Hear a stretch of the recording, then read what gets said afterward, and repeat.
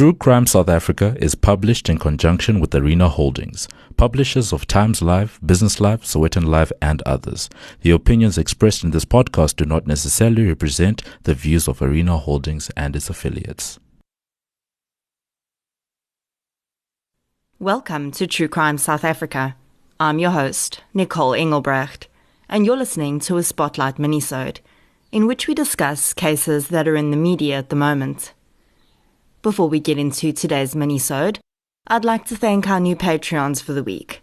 A huge thanks goes out to Lucinda Engelbrecht, Sean Christoph, and Anthony Kaywood for signing up to support the show through the Patreon platform, as well as Adriana Coit-King and Megan Haynes for increasing their pledges.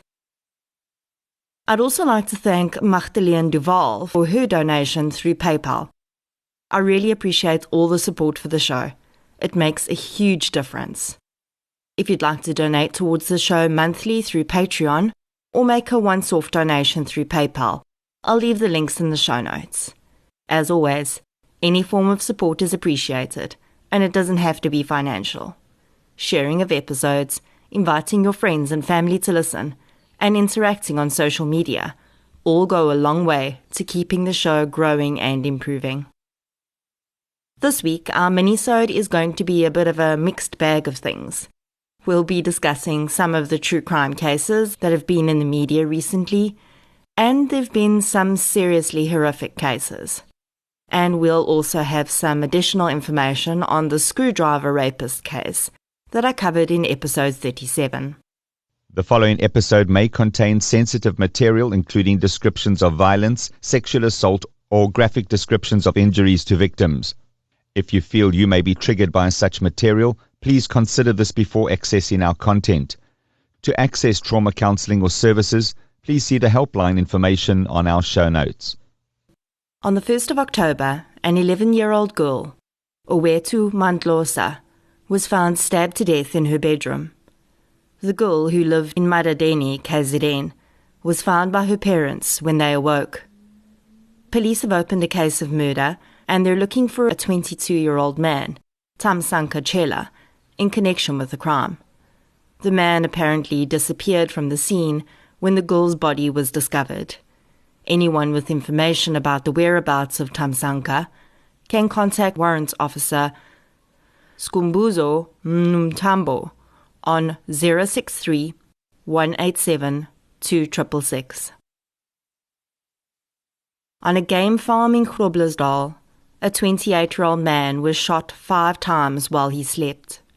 Raymond Papapaflu was asleep in his bedroom around midnight when it's alleged that intruders entered the home through a window and shot the young man. His wife was asleep on the couch with their dog, and she told one media outlet that she'd fired 7 shots at the intruders. Police said that at this point they don't know how many intruders they're looking for, nor what the motive may have been. Footprints were found outside of the home, and the police's dog unit was brought in to track the perpetrators, but they were not found at that time. A fault fire in the area at the time may have also disturbed the scent trails. A 32-year-old woman has been arrested in the Eastern Cape for killing her 2 children, aged 1 and 6. The woman allegedly phoned her sister to tell her that she'd killed the children before drinking poison in a suicide attempt. Her sister called the police, and they arrived and rushed the woman to hospital, where she's now recovering under police guard. The bodies of her 2 children were found in the home. In September, an Mpumalanga mother was found guilty of poisoning her 4 children to death and was given a life sentence. Last week, a young farm manager in Senekal, Brendan Horner, was found brutally beaten, stabbed and tied to a pole by his neck. Horner's vehicle was missing, and a knife was found near his body. The Senekal community is up in arms over Brendan's senseless murder, and his boss put up a 50,000 rand reward for any information leading to the arrest of his murderers. Brendan's vehicle was found abandoned. The reward brought in a tip about 2 stock thieves who, when arrested, were in the possession of blood-stained clothes and shoes. The Senekal community has claimed that they've been begging police for help with stock theft for years and received none. It is possible that Brendan had interrupted the 2 men while they were trying to steal animals. The 2 men appeared in court, and a huge contingent of farmers attended to protest and demand that the suspect be handed over to them so that they could seek justice themselves. In the Free State, a man who kidnapped his ex-girlfriend's baby has been found having committed suicide, and sadly the young child's body was also found nearby. 33-year-old Chipete Mngomezulu had an altercation with his girlfriend at her home on the 30th of August. He assaulted the woman, and she left to ask her neighbours for help. Unfortunately, she left the 20-month-old baby sleeping in the house. By the time she'd returned, Chipete had disappeared, and her child was gone too. We don't know how long the deceased bodies had been there for by the time they were found, but they were discovered on a nearby farm more than a month after they'd disappeared. This type of domestic abuse is sadly becoming more common, where the abusive partner will take their anger out on the abused partner's child, as they know very well that is the most effective way to hurt them in the long term. The cause of death for the baby has yet to be established. Moidian Pangakar, the man charged with the vicious murder of Tasnay van Wyk, has also been charged with a wide range of other incidents since his arrest for the 8-year-old's murder.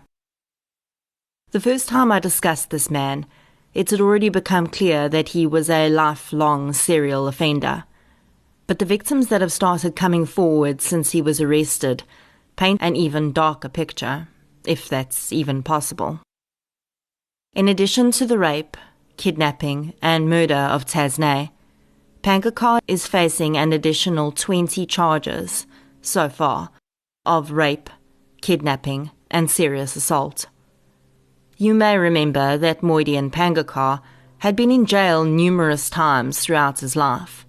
And in my opinion, this is one case where the cops did their job, and they were let down by the courts and the Departments of Corrections, who gave this man pathetic sentences and let him out on parole. The man has been in and out of prison at least 12 times in his life, and we aren't talking about petty crimes here. He was jailed for the manslaughter of his own toddler son at one stage. The child died allegedly from neglect and abuse, but because Pangakar's lawyer offered up his serious drug problem as mitigating evidence, he wasn't found guilty of murder and served just a few years for his crime. One of the things that has come out about this man is that in the years since his last release, he's lived all over the country. He's lived in Johannesburg, Port Elizabeth, East London, and various places in the Western Cape, just in the last 4 years. The women coming forward now are accusing him of some of the most brutal and vicious crimes. One woman says that Pangakar assaulted her so viciously while she was pregnant that she went into labour as she lay on the floor, bloodied and bruised. I'm going to risk saying that when all is said and told, this man could likely be one of the most prolific abusers and killers of women and children that this country has ever seen. From the horrific stories we're hearing from his family members, it seems to me that this guy has been committing crimes pretty much from his early teenage years. He's now in his 50s, and that is a seriously frightening thought. There is no way that Moidian Pangakar can be released back into society. He is clearly incapable of rehabilitation, and I firmly believe that Tasnay and his son were not the first children he murdered. If anyone deserves the designation of dangerous offender, who should never be released on parole, it's this man. And from one dangerous offender, we move on to another, which thankfully is no longer in circulation because he was taken out by his own victim. In episode 37, I told you the story of the so-called screwdriver rapist. If you haven't listened to that episode yet, I recommend you pause here, go and listen to it, and then come back to hear the rest of this minisode. William van der Merwe was a serial rapist who stalked South Africa in the 1970s. He graduated to murder before being killed by one of his own victims. One of the things I discussed in that episode was that William was one of 10 siblings. All of them grew up in pretty destitute circumstances, and it really amazed me that he was the only one of them that ended up being a deviant rapist and murderer. After I aired that episode, I was contacted by one of the show's long-time listeners, Megan Repko. Megan told me that her stepfather had said that his aunt knew William van der Merwe and his family. Megan visited her family recently and sat down with them to discuss their memories of William van der Merwe. The first voice you'll hear is Connie Kennedy, speaking about the siblings of William van der Merwe that she remembers. There's a conversation going on in the background, but just focus on what Connie's saying. I remember Mary and Peggy and Flora and Kathy and there was another one, like 5 sisters. I didn't know all of them. I knew Mary and Peggy, who were twins, and I was basically of their age at their school town. Where was that? That was in Johannesburg in the 1960s and the early 1960s. Mm-hmm. And that was about it. Okay, and what contact did you have with the brother? The brother I knew simply because he was their brother and saw him from time to time. And in your opinion, like, what was he like? Very, very polite. Yes. And never frightening anybody.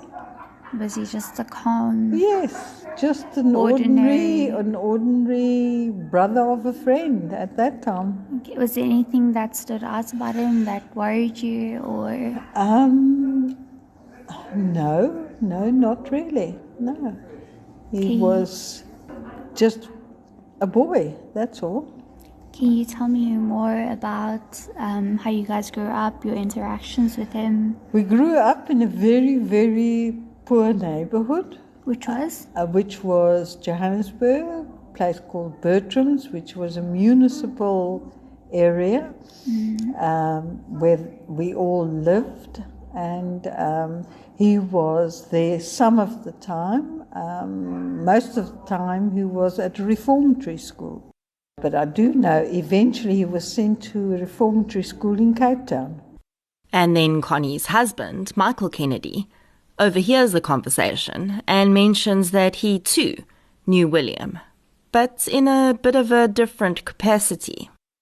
I met him because I was investigating him when he was still with Roya. You remember Roya, or whatever his name was?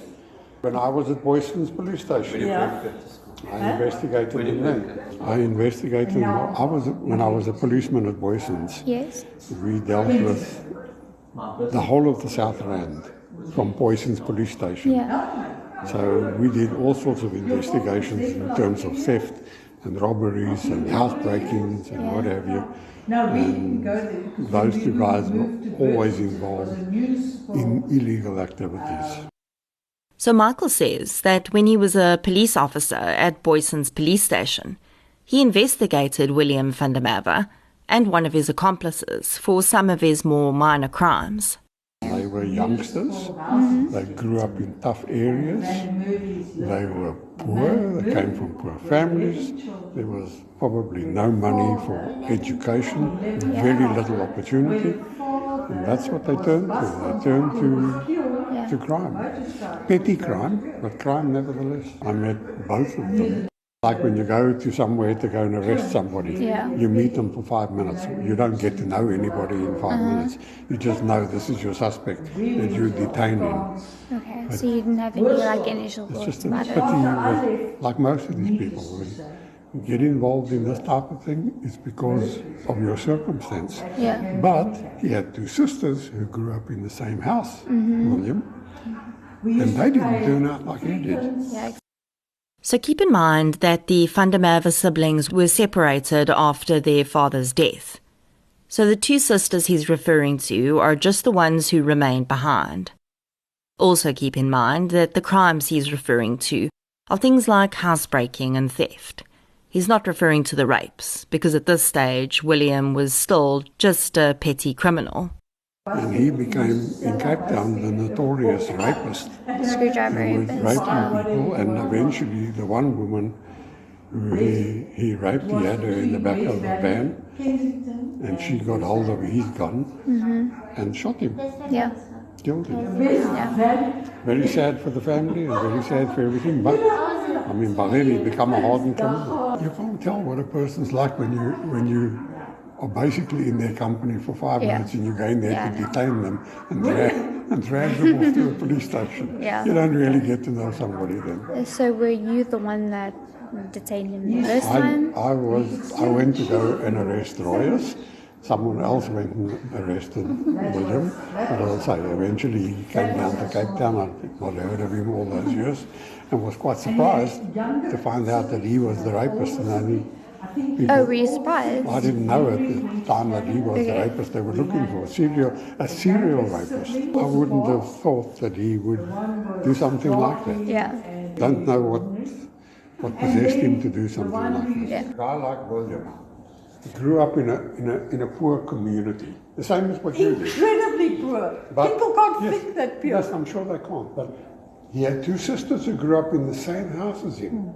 He was They- one of 11 children. And he turned out the way he did, and the And rest didn't. the rest had nothing. So how it comes about? Yeah. Obviously, your circumstances are bad, Yeah. but some people get past those kind of circumstances, and others don't. And as I said, I'd known him at Boyson's, known of him, and I mean, he wasn't in my area. He came into my area. Royas came into my area. When he was eventually shot and killed after he raped some woman and she killed him, everybody, including myself, was surprised that he was actually the serial rapist that people have been looking for all this time, because you hadn't connected him No. with that. I mean, petty crime, you He used to understand. say to me, Tiny, kom ek draai jou pakkies vir jou. Yeah. So, yeah, but yeah, that he was totally deranged, there's no question I about think it. there's one thing I ever learned in life is not to judge other people, No. because you don't know what drives people to do things, you don't know their background, you don't know their circumstances, you know what you see on the surface, but what's under the surface, you often do not have a single clue about. Do you know that he was incarcerated in Tokai when I got married? Yes. His sister and her boyfriend came and drove the wedding car. So that we're talking about 69. It happens under your nose and You you don't know about it? don't Because know. And there has never been a truer word spoken. You never know what is going on inside the head of another person. Never. Even if you've known them your entire life, you still cannot hack into what is happening in their brains. Connie Kennedy called William Vandermerwe a very polite young man that helped her to carry her parcels. Michael Kennedy saw him as a petty criminal, a boy who'd grown up in pretty dismal circumstances and couldn't rise above them. He was a policeman, and he was shocked when William Vandermerwe was named as the screwdriver rapist. Why? Because you just never know what is hiding behind the eyes of another person. I'd like to thank Megan Repko for recording that interview for me, and Connie and Michael Kennedy for sharing their memories. And that, ladies and gentlemen, is the mixed bag that was your Spotlight Minisode for the week. If you enjoyed this episode, please be sure to subscribe to the show on the app you're using to listen right now. You can also follow us on social media. We're on Facebook, Twitter, and Instagram. I'll be back next week with a full episode. Until then, as always, thank you for your support, and I'll chat to you soon.